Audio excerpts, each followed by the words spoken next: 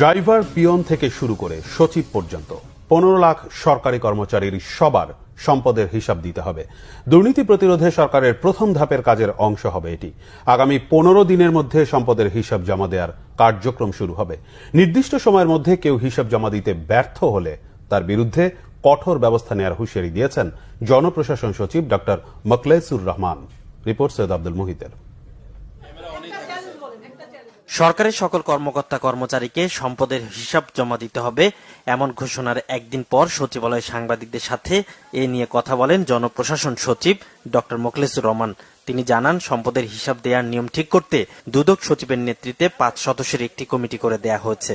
একটা ইউনিফাইড, যাতে এত মানুষের প্রশ্ন না করতে হয়, বুঝতে কষ্ট না হয়, সম্পদ বলতে কি বলছি, স্থাবর বলতে কি, স্থাবর কি, এবং পক্ষ গ্রাহকরা আইটেমগুলো আমরা লিখে দেবো। এর বাইরে যদি কেউ থাকে ওখানে বলা থাকবে, অতিরিক্ত থাকলে আপনি এখানে লিখতে পারেন। আর এইটার মাধ্যমে আপনার সম্পদ থাক আর না থাক, আপনার জিরো সম্পদ থাক, আপনি দাখিল করতে হবে।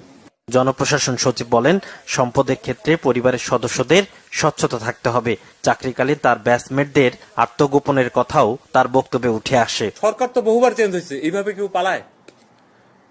বাইতুল মোকাররমের খতিব কেন পালাবে? উনিও তো পালাইছে। আমার ব্যাচমেট, আমি তো অনেক আগে চলে গেছিলাম, সরকার এখানে এনেছে, সরকার আমাকে জনগণের কাজ করার জন্য। আমি তো পালাইনি।